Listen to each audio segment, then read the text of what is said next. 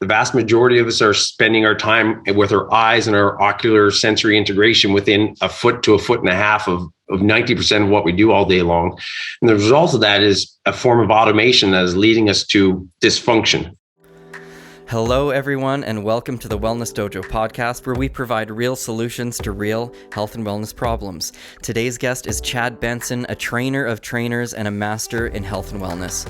We discuss the importance of pattern disruption in our daily routines, the importance of individualized training approaches, and how to build sustainability into your health and fitness goals. Get ready for a great one. Here we go. Hello and welcome to the Wellness Dojo podcast. I'm your host, Kyle Craig, here with my co-host, Dr. Riley Anderson. Hey. And today we're so excited to have Chad Benson with us. Chad is a wealth of knowledge, including a master's in kinesiology, among many other degrees and certifications. Chad also has a lot of experience working with professional athletes at the highest level, including, but not limited to, the Vancouver Canucks and the women's national basketball team. Chad, we're so excited to have you here. Did I miss anything there? Well, I mean, obviously I've been at this for 25 years, so maybe a couple of things, but I just want to say a huge thank you for you guys for putting the podcast on and delivering high quality information out into the public about their health and about longevity. So I'm super excited to be a part of it. Yeah, of course. Yeah, if there's anything that you wanted to fill in there and tell us about, not even about things that you have done, but things that you're working on today and things you're even excited about in the future. Oh my God. Well, I mean, honestly, I have a true passion for fitness, health, sport performance, and pretty much anything in between. But, that goes deep into my childhood in the sense that I was raised an athlete. I've always been an athlete, and I plan on staying like a master's level athlete, at least in my own mind, as long as possible.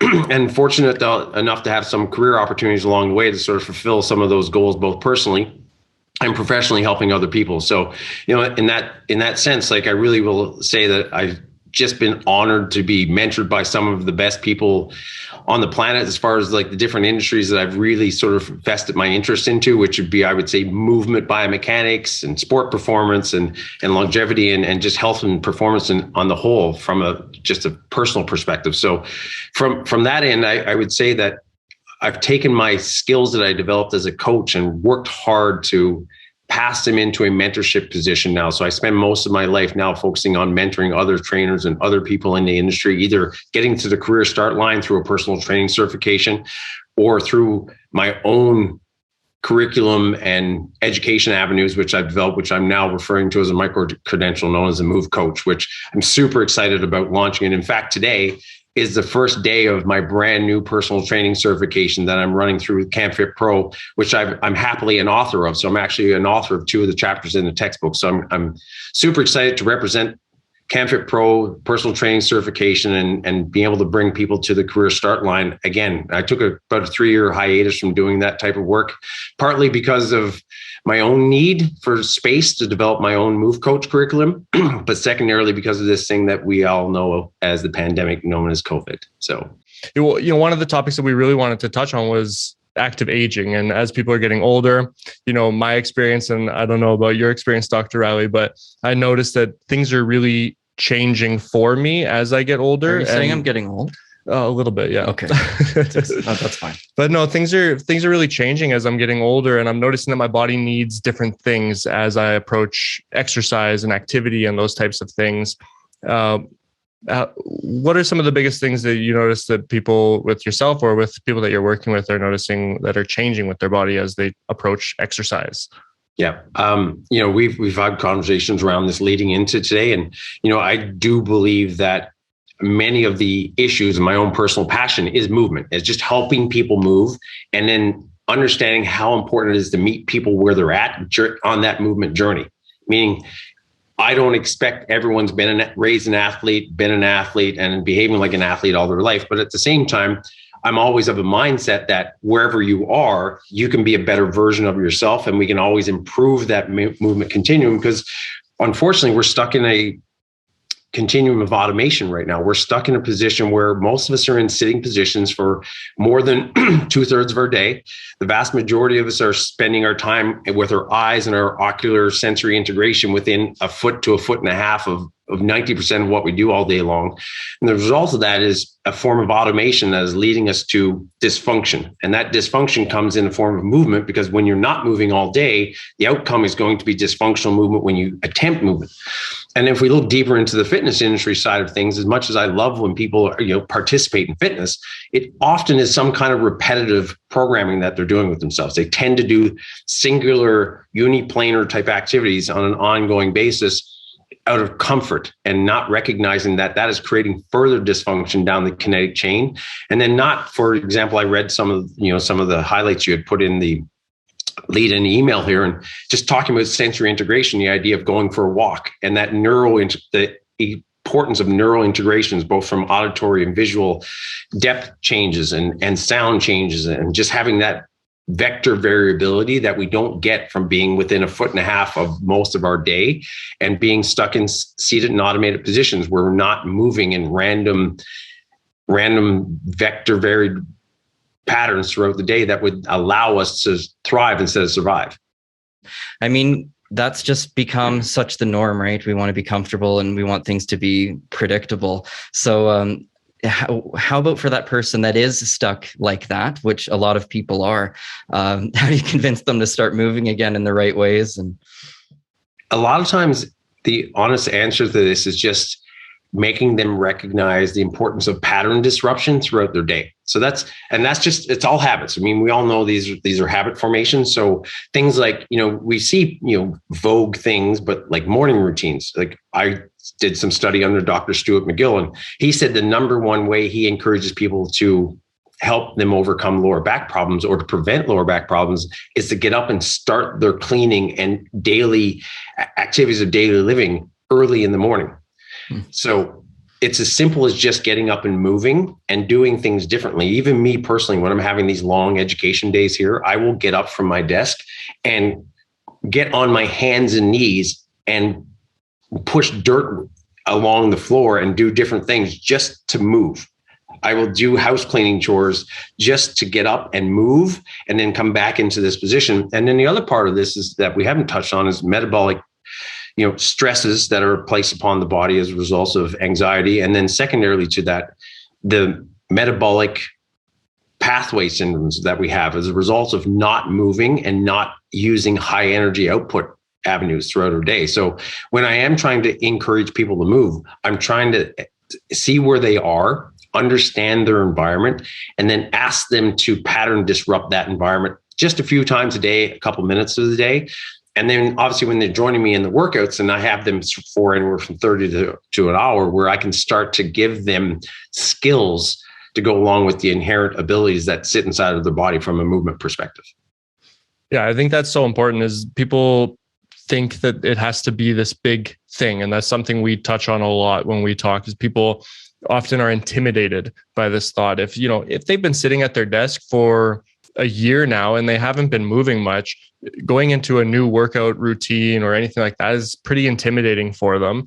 But it doesn't have to be that. I did something recently called the movement challenge, and it was simple. It was a simple bingo thing that I did with my members, where it might be as simple as just getting up from your desk and dancing for 1 minute or something, like just like really silly, simple things. But like to what you're saying, like it can create a big impact on not only how you feel during the day, but also how you approach that workout when you do get yourself to go and do it. Yep, I agree. It is quite simple. Pattern disrupt is obviously inherently not a simple process. So you do sometimes, like some of my clients will set alarms 5 times a day, and they'll have it like automatically. It is set for 11 o'clock, 2 o'clock, 3 o'clock. And I'll just ask them, like, how many times can you set your alarm today to do 3 activities for me? And then you determine what those activities are going to be. It could be a set of sit-ups. It could be walking up your stairs 3 times. It could be doing 3 stretches. It could be taking the dog for a walk. You decide what your 3 things are going to be, and we're going to set the alarm 3 times a day. So if nothing else, I'm going to create a situation where we're going to play pack your bags, we're going on a guilt trip. So if nothing else, that alarm is going to be the guilt trip.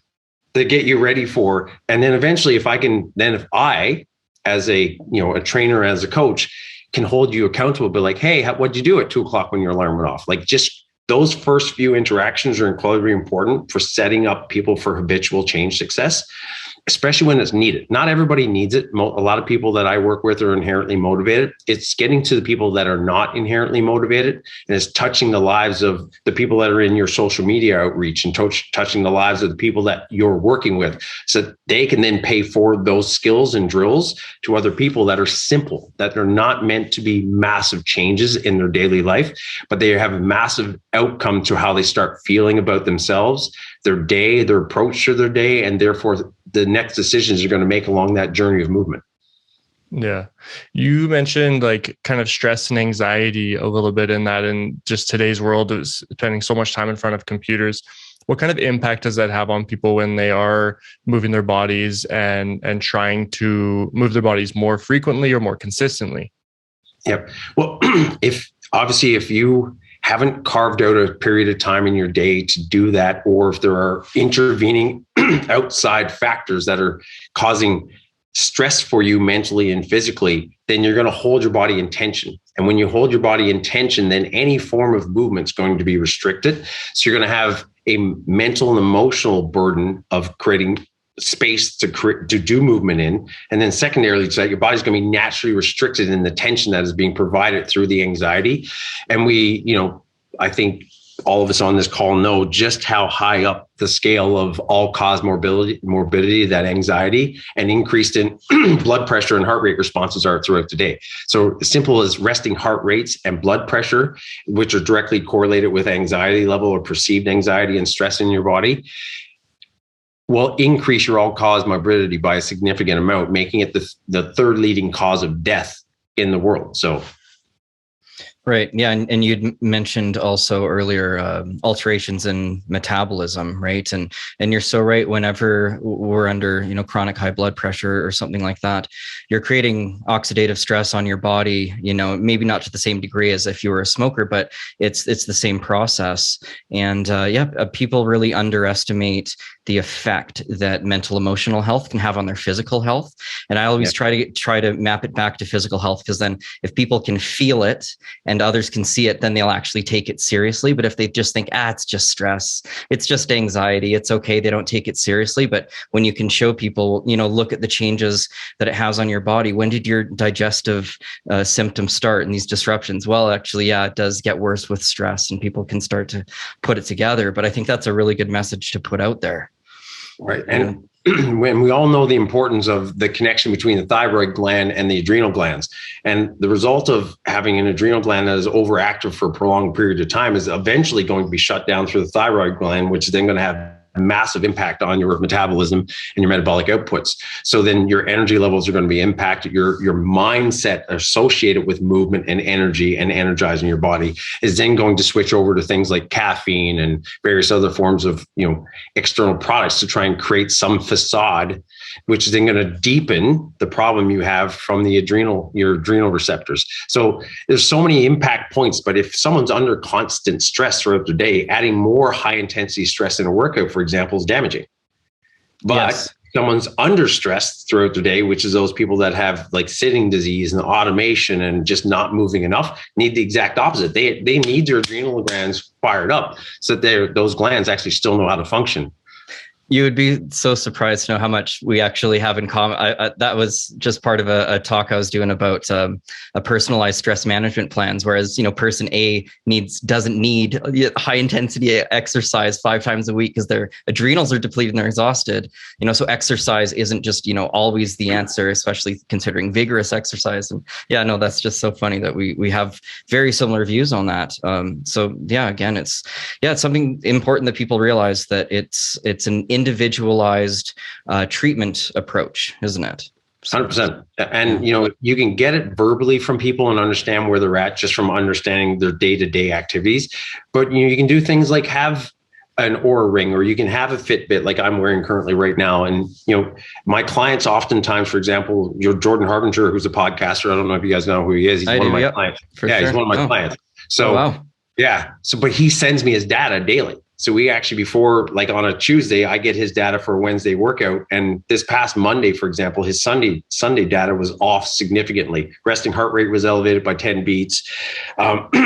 His heart rate variability had decreased significantly. And thirdly, on top of that, like his recovery rating was a 60. So we were supposed to have a high metabolic workout. We went completely the opposite direction, did a bunch of recovery work, did a bunch of stretching, did a couple of things that were a little bit more energizing towards the end of the workout, but certainly it was a workout, and then determine and looking at heart rate responses the entire time. So you can be a little bit more scientific about this stuff. And it is, now we have the capacity through basic electronics to be able to actually predetermine a good start point for most people.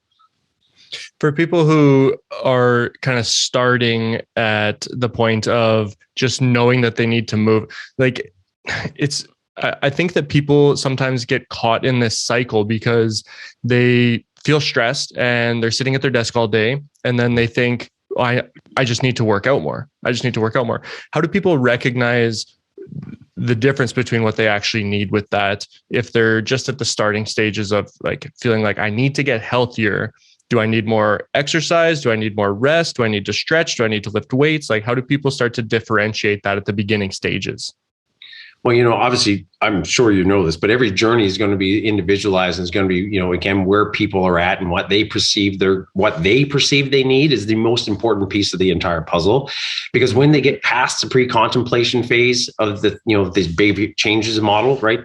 Mm-hmm. Then they start getting into, I'm thinking about it, and they start getting into action planning. We can start to then educate them.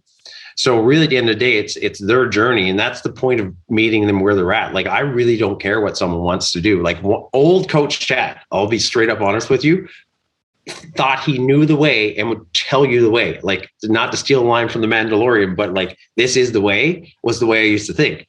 But in the retrospect of that is, now I'm always like, well, I have a way that I believe is going to be overall beneficial to you, but it's my way. So really what I'm trying to figure out in the first few weeks with people is like, what is your perception of your current reality, and what goals are you here to achieve? And then my job is, in parallel to that reality, is to start to move their reality with my reality, is to say, how can I make those two lines work in parallel and start to slowly intersect? And eventually I get them to the point where they're starting to see the pathway through education, through habitual changes, et cetera, throughout their lifestyle. But I always start where they are. My entire goal initially is like, well, how many times a week do you want to work out? 3 do you believe that's the right number of sessions for you to achieve your goals? Yeah, I think, I've been thinking about it, and, and then sometimes they'll ask you back, well, do you think I should add a 4th one? I'm like, maybe, but maybe your 4th workout looks like this based on the information you pass forward to me, because you currently have said that X, Y, and Z are going to stop you from getting that 4th workout in. So then it's just, now it becomes an intervention program. But I really try and do something very different from Coach Benson. Coach Benson would have told you what to do to achieve your highest possible outcome. And where now, when I look at perspective, it's me, it's your journey, and I'm just an information pathway in it. And eventually we end up in similar places when it's all said and done. Yeah, there's so much benefit in trying to first meet the person where they're at if you're looking for long-term success and sustainability. I feel it's almost a double-edged sword, because there are people out there that do want the program and the predictability and things like that. So that's probably why Coach Chad developed those things. But at the same time, if something's too rigorous, like, it's just not, it just almost creates friction for the person, and they can start really motivated and right off the bat, they can do it for, 2 weeks or 4 weeks or something, but eventually it kind of drops off unless you're really meeting them where they're at. So it sounds to me like you were, really all about individualization these days and being flexible and doing individual treatment plans, if you will. As much as possible, everything is individualized. Anyone who knows me and knows the educator side of me says, if you're not assessing, you're guessing, right? So if you're not taking notes, if you're not actively listening, it's the exact same thing as guessing, right? Or again, passing forward. And there are clients in short intervals of time. So someone who really wants to lose 20 pounds for a said goal that's 6 weeks away, that need rigor and are willing to accept rigor. But I also, in the back of my mind, know that, okay, yes, I've got you. You've got a big carrot dangling in front of you. You're super interested in anything I'm willing to tell you, and you're invested. But towards the end of that journey, even, I will start to change the conversation to other goals that are outside of that big carrot. So we can continue the conversation later on.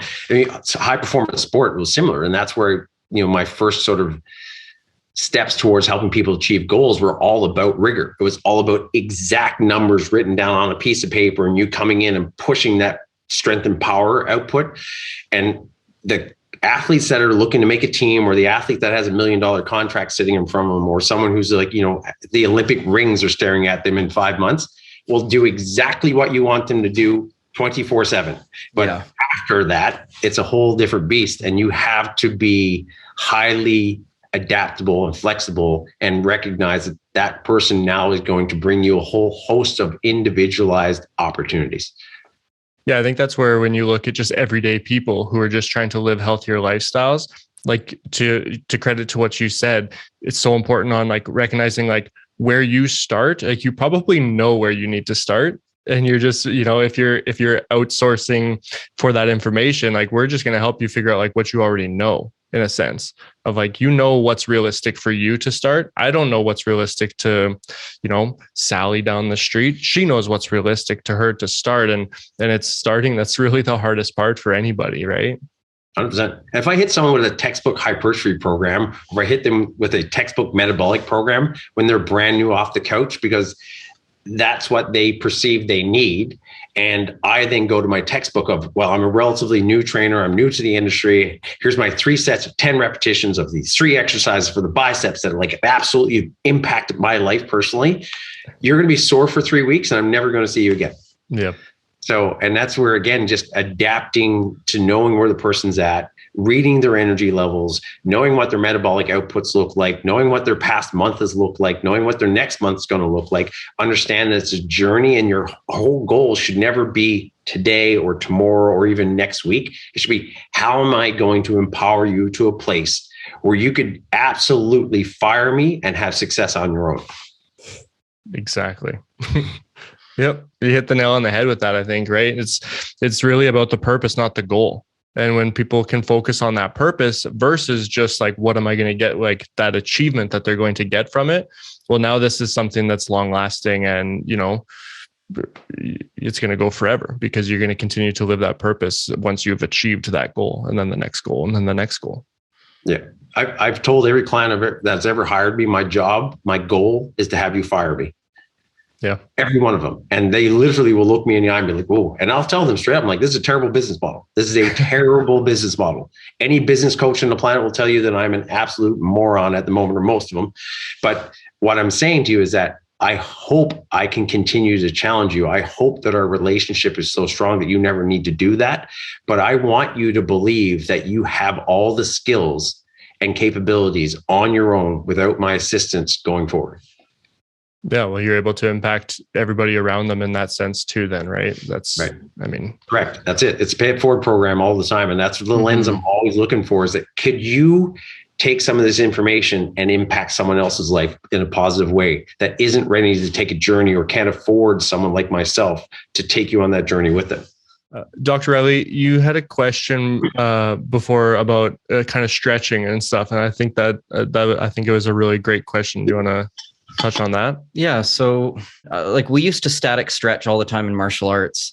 But then when I started going to school and learning a little bit more about it, I saw that it can impact your power output, for instance. And there isn't a lot of benefit when it comes to preventing injury. There's maybe some. It was, from what, if you could put it on a scale of 1 to 100, it's like 30 out of 100 or something like that. But yeah, do you have any suggestions for effective warm-ups, things like that, so that we can prevent injury? Yep. You mean you've already nailed it. You've already said all of the most important things from a high performance perspective. Static stretching is, and to quote you guys, is slightly overrated. from a high performance perspective. But if we start looking at longevity and we look at health, we look at basic movement and long focusing on flexibility as a all cause morbidity changer, then I'm like, you know what? Any stretch is a good stretch. Is if you're doing it on a regular basis, I will take whatever you're doing from a performance perspective and from an injury prevention perspective. If you're going to attempt to move at speeds of, call it 8 kilometers an hour, or sprint at 20 kilometers an hour, 25 kilometers an hour, whatever, wherever you're currently at, and your warm up is static, that is not meeting yourself at where you're at or what is required of you. So it's really comes down requirement basis for me. So like if you're going to move throughout your day in a very gentle, easy flow pattern, then any stretching will create elongation. Any stretching will remove some degree of fibrosis, some fibrotic material throughout the joint capsule, and we'll do some work. If we're talking about optimizing flexibility, then we have to talk about mobility. We have to talk about removing active ranges of motion done at velocities in a velocity specific manner to the upcoming activities that are in front of you, or in general, just activities of sport and life. So, I mean, at the end of the day, at some point, Dr. Riley, you had said you're going to have to react. You're in life and sport, reactions are required. Sometimes you're going to slip, you're going to have to catch yourself. Sometimes you're going to miss a step when you're going up and down a step. Sometimes you're going to, you're going to be in a place where you're going to have to move quickly out of the way of something.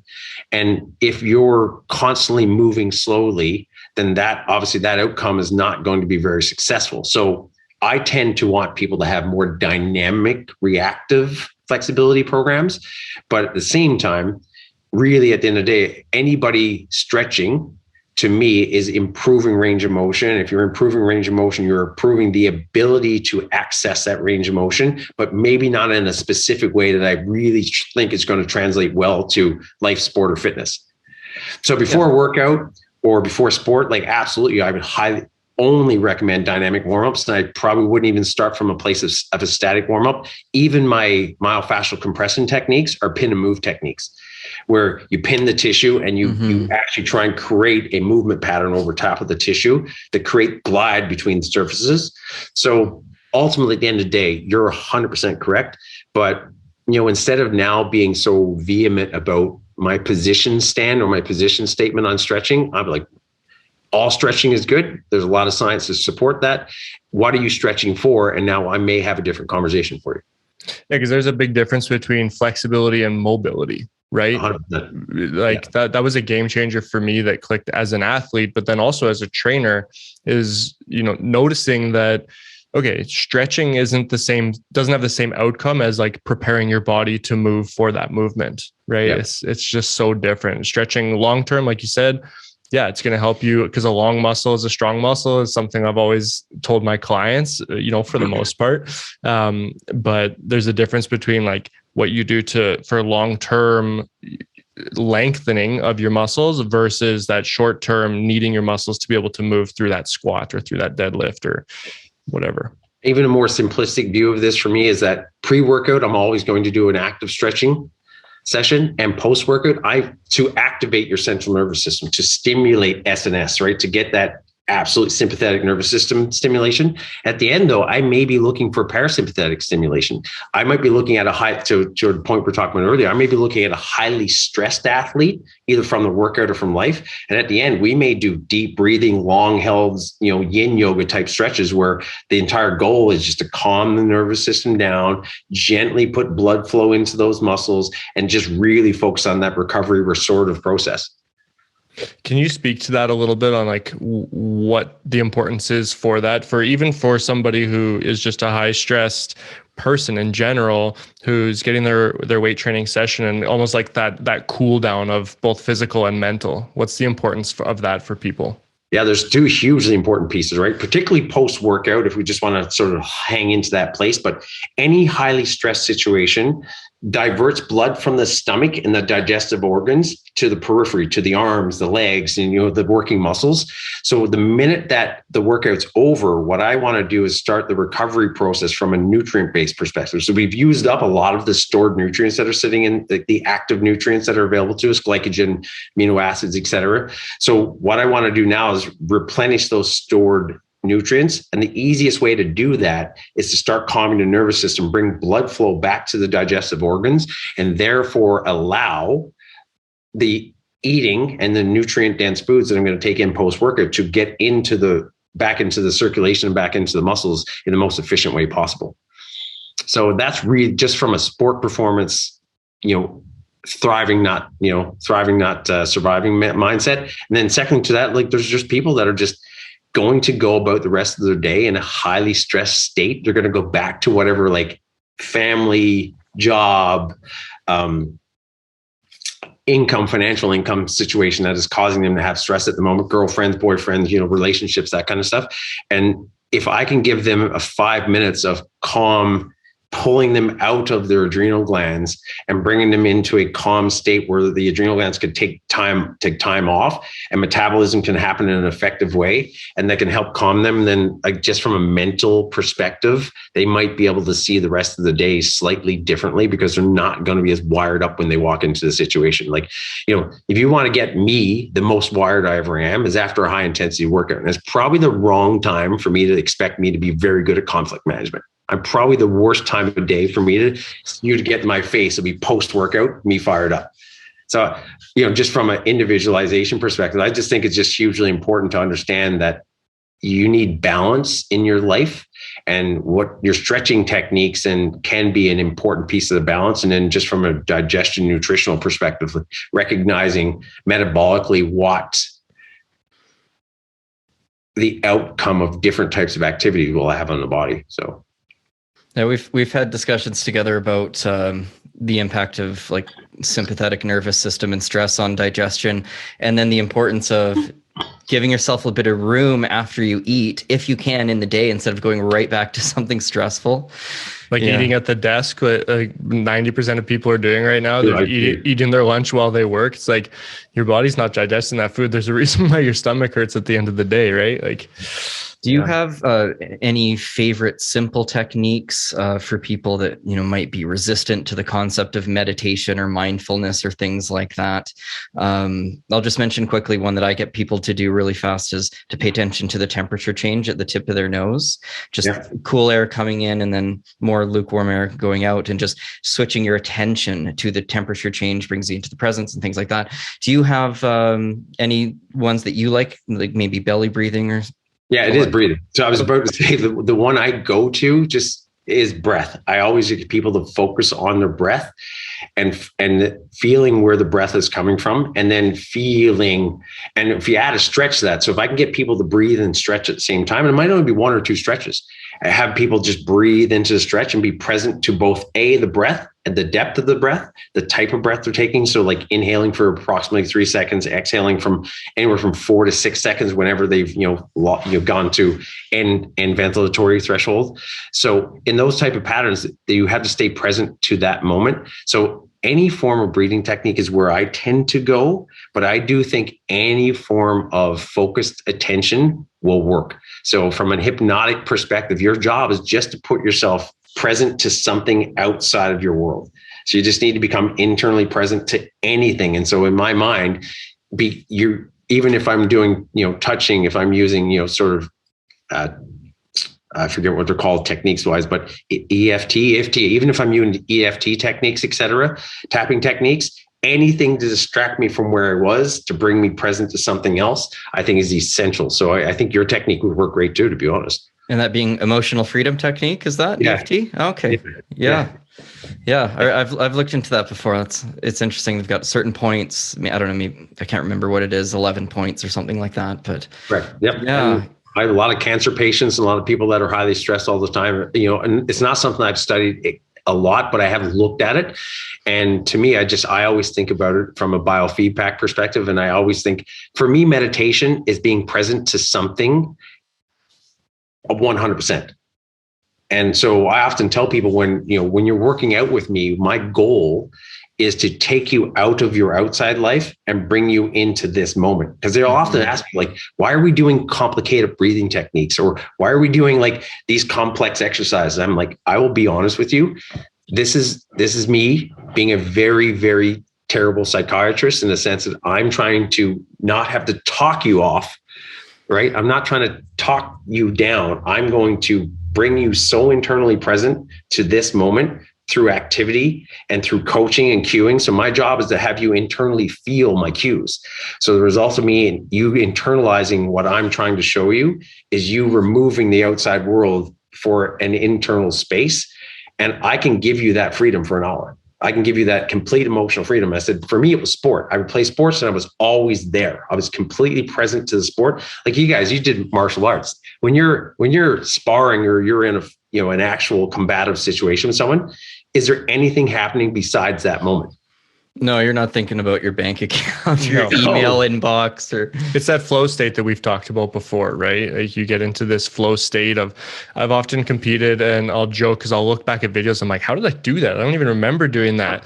Exactly. And it's just because you're just in the moment, and it really is that for me as well. It's that deepest form of meditation, right? Yeah. Everything else goes fans, right? They ask you like, hey, did you hear me cheering? I'm like, nope, didn't hear a word, nothing. Yep. Zero, because your wrist right there. So anything you can do to bring people into that internal place and out of whatever external, they're having. And if we can, for me personally, if I can layer movement into it as well, then to me, I've done two things at once, and I'm super excited because there's things I'm very passionate about helping people in their life. So. Yeah. To circle back to just stretching for a second, in relation to this kind of post-workout meditation, for lack of a better term,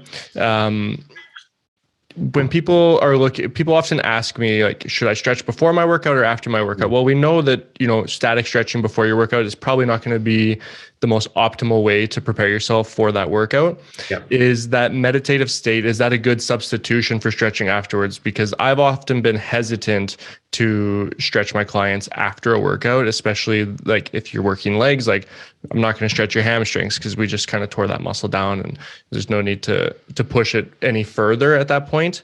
Or feel free to correct me if I'm wrong with that. But is that a good substitution of just relaxing the body instead and letting the blood flow continue in a way that is optimal for the body after the workout? Yeah, the only way Kyle, I think we're on a similar page. I do see there's value in doing stretching post-workout if it's done well and it's done, in a very call it micro stretching kind of way. Mm-hmm. But that said, I don't do a ton of stretching after workout. And that's because I do such an extensive individualized mobility program at the beginning of the workout that unless I've done something crazy. So now if I was a bodybuilder, for example, or a power lifter, and I've done one pattern over and over and over, and now I've brought my body into some kind of hypertonic condition as a result of excessive work in one position, then pulling the body into that opposite or antagonist position would have value to me. But if I've done a well-balanced workout, so this again gets back to longevity versus sport performance or like bodybuilding or some specific sort of repetitive stress syndrome type problem, if my workout's balanced and it helps you move in all these different directions, then your body should walk out of the workout more balanced than it walked in. Mm-hmm. And if it does walk out more balanced, then the only thing we need to do is calm the nervous system to increase digestion. So any form of meditative, gentle form of redistribution of blood flow back to the digestive organs would be essential, more so than stretching. I find even with acupuncture, I'm a very practical and pragmatic person. And if some people, ask, well, what is this doing? I like to say what things are doing at a minimum. And at a minimum, I say, well, it's offering a form of biofeedback, and it's just a way to kind of get into your body and relax. And you wouldn't believe the amount of counseling I do with a few acupuncture needles into people, and I see emotional release as well through that. Have you delved into that, or do your athletes find any benefit, even with intramuscular stimulation with acupuncture? Is that something you've gotten into? Yeah, I haven't done acupuncture myself because every time I've personally had to go to acupuncture, I was broken, and the broken acupuncture is one that is very painful. I'm not going to lie to you. My hip flexor, my adductor magnus had to be worked on with acupuncture. So personally, I've had some storied trauma with acupuncture specifically, but yeah, that's a sensitive area there. Oh, roof, fill me off the roof. That said, I've read enough about it to realize it's got major benefit, improving circulation, improving, hormonal balance throughout the body, so many, Chinese medicine, pathways. And if you look at the myofascial sling systems and the correlation to Chinese medicine, et cetera, like those are all things that I think are inherently suggestive to me that it's incredibly important on the whole. And especially if it's done in a gentle type way. That said, things like EMS done at low level, things like vibration techniques. So like using some of the hypers, I'm using some of the compression, I have compression socks and I have compression leggings, et cetera. All those things can increase circulation and therefore lactic acid removal and byproduct removal from the muscle. So any of those things, and I assume, and you can answer this one for me. I assume that gentle needling would do the same thing. Would it not increase circulation, lymphatic drainage, et cetera? It does. It's purported to. Yeah. And I'm always surprised, actually, even still at the results that I get with acupuncture. And I was even telling Kyle the other day I did one, and I was literally like, I tried to be gentle as possible. Hopefully they see benefit, and they wrote us back saying I had no pain last night for the first time. And like, what did you do? When you said EMS, is that electromuscular stimulation? Yeah. If it's not at a low level, it's incredibly important towards lymphatic drainage and just, affluence type massage, right? Like it basically will push fluid back towards the center. So yeah. And I've started using the lowest, it's called gentle low frequency. And I've started using that program almost exclusively because I realized like the only time you really need that intense is if you're trying to, build up muscle tone in the elderly, or if, someone had an injury or suffered something and actually you're trying to support muscle tone. But for the most part, like things are tight in people and they more so need to relax, is what I find. And so I've completely changed how I use that machine. And it's almost, exclusively on that gentle low frequency. And I'm seeing way better results. And I tell people it's not a more is more type of therapy. I say if it's a scale of 1 to 10 and 1 is, I can't tell it, I can barely tell it's on, and 10 is extreme. We're looking for like a 3 or a 4. And then I turn it up slowly till we get to there. And then I stop. And then we just, chat or let them relax for 20 or 25 minutes. And yeah, I've been seeing way better results with that type of technique over the past 6 months, I'd say.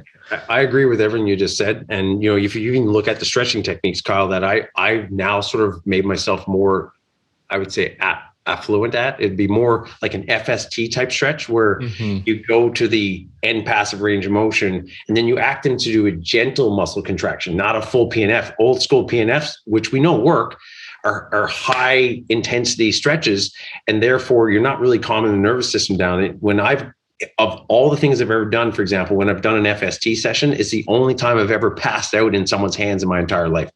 And I'm somehow still pushing, like when they're asking me to like react and push back at 20 or 30%, it's incredibly calming for the nervous system. So I tend to use that type of stretch and EMS stimulation and vibration. I do it at a very low level for the purpose of simply increasing circulation to the periphery, and therefore byproduct removal. And eventually I'll start to go towards more calming techniques that we're just breathing, and the breath will then bring blood flow back into the digestive organs. Yeah, I think this is a good segue for one more thing that I wanted to touch on. I know you're an extremely busy person, and so we don't want to keep you too long, but this difference between kind of mobility and stability, or activation and relaxation, I think is a big thing that, for injuries, but even just for like preparing for movement too. Can you speak to that and the difference between those two things and how that helps people prepare for movement? Yeah. So both are required. We know that. We have joints that are like considered mobility joints. We have joints that are considered stability joints, and you can work your way up to rob Peter to pay Paul chain as you see fit. But, essentially everyone needs a combination of tissue extensibility and joint stability or co-contraction of muscles around the joint in order for it to create a centralized joint pattern where one bone is centralized inside the other joint, so therefore driving the most range of motion possible. How you get there comes down to what people need. So if someone who's been, a yoga instructor comes into me and they have incredible tissue extensibility, but they have no tissue or reactive stability inside the joints whatsoever, I will see lower backs that have absolutely no foundation for a deadlift or a squat or a plank or bridge, and they'll be very noodly in that lumbopelvic hip complex region, for example, which is a ultimate recipe for disaster, to be honest. Like, so learning there that person needs more stability. So more of your core stabilization exercises, core bracing. If you look at the techniques of Stu McGill, you're going to look at more advanced core bracing techniques. If you look at the, thought processes of Diane Lee and or like Alex McKechnie, who's the Reebok core board person, you're going to then see that they focus a little bit more on a combination of stability and mobility simultaneously. Would it be an oversimplification to say you're looking at like passive range of motion versus active range of motion as like your first line of knowing whether or not this is a mobility issue or a stability issue? It's a good start point, 100%. And as simple as that is to say, it's not always that simple. So it'd be, it is easy, but it's not an easy thing to test. So this is where I was trying to wrap my head around it a little bit. So for example, I've seen all kinds of people that have joint strength, but they don't have the motor control to manage. So for example, I could do a muscle test. I do a muscle test and their serratus anterior is firing, their medial deltoids firing, their pectoralis major is firing, all the things that would be incredibly important. And I put them into a plank and they look like they have a Martian coming out of the back for a scapula because the scapula will not stay attached to the thorax, right? Because there's absolutely no stability in that joint because the motor program between the capacity of strength and the actual movement program known as the plank is not there. So that's why there's a whole bunch of testing that comes along with this. You have to test test the strength of the joint, test the tissue extensibility of the joint, and then put it into actual motor use and see if the motor program can be engaged. Because at the end of the day, it makes no difference unless I can actually move the joint with rhythm and coordination and relative stability. So then, the test points are, I would love for it to be a simple answer. The easiest thing to know when you lack mobility or stability is when a movement pattern is aberrant, meaning you squat and your knees fall inwards. There is an issue. There is a joint issue. There is a motor program issue. There is a tissue extensibility issue in there somewhere. Now you got to find the driver. So assessment is really important.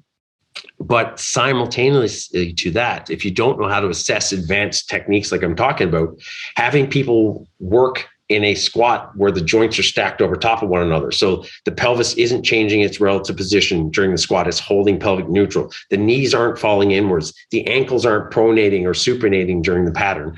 And the posture in the back, the lower back and the upper back isn't changing. Then if you can coach a really good, solid, coordinated movement pattern, the outcome of tissue extensibility and stability will fix itself. The issue that sits in there will fix itself because you've actually coached great movement. So really what I always come back to when I'm talking to personal trainers or when I'm talking to clients, like your form and your technique drives your mobility outcomes. If you take your body through a full range of motion push-up, you've given it all the technical requirements to increase flexibility in your pecs, your shoulders, and various other parts around the glenohumeral joint. And you don't have to worry about if you're overstable or under because you did it well. But if you do it poorly, the long-term outcome is going to be instability and injury.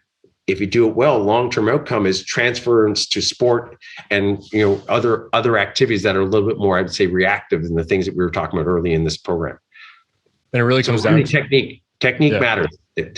And do things well. And then when you can't do things well because you don't have control, like when you're in sport, you then have to make sure that your sport training and your vector variability pieces are built into the program so you can react when required.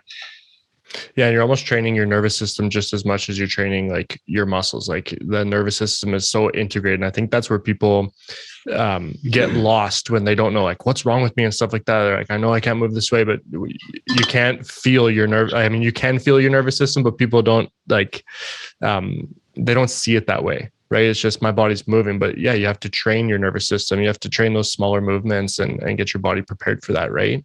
Yeah. And don't just jump into like group fitness classes. Like the N of one is always the right sample size when you're learning how to do something well, right? The right sample size is the leader of one is the leader of many, but you got to learn how to lead you incredibly well. And you're not going to do that in a large group boot camp type setting. You're not going to do that in a CrossFit WOD setting. You're not going to do that even in a mixed martial arts class where there's 50 people. You really do need to like hone in on you and your skills and moving well. If you move well, you will have great flexibility. You will have great stability. If you don't move well, one of those two things will be compromised, either because of range of motion, inadequate range of motion usage, or inadequate stability throughout that range of motion, leading to compensation in muscular activity and therefore in the nervous system long term. Well, yeah, we've learned a lot today. Everything from, just getting moving and, effective warm-ups, injury prevention. I really liked a lot of the discussion we had today about more what I would even call holistic health, incorporating the nervous system. And so I really enjoyed this conversation. And I learned that I can get my spouse to do the dishes in the morning and just call it pattern disruption. And so I'm really excited about that. And you're not wrong. And now you have an excuse to do the dishes in the morning too. Yeah. Just to play devil's advocate there. Chad, where can people find you? And is there anything that has been left unsaid that you would like people to know? Nothing unsaid, because I appreciate the platform. Thank you very much for being here. So whatever we said is what we said. We did it to the best of our ability. As far as where they can find me, my website is PTAcademy.ca. So PTAcademy.ca. My Instagram handle is at PTAcademy.ca or at prepared2perform. And we'll add those links into the show notes. And please go check out Chad's Instagram and his social medias. There's so much useful information. You put out some really, really great content. So please go follow.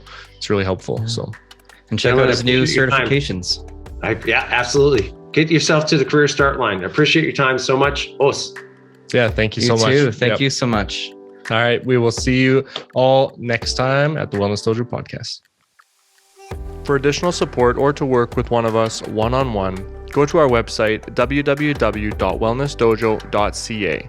You can also find us on Instagram at Wellness Dojo YYC or on all other social media platforms searching The Wellness Dojo. We'll see you in the next episode.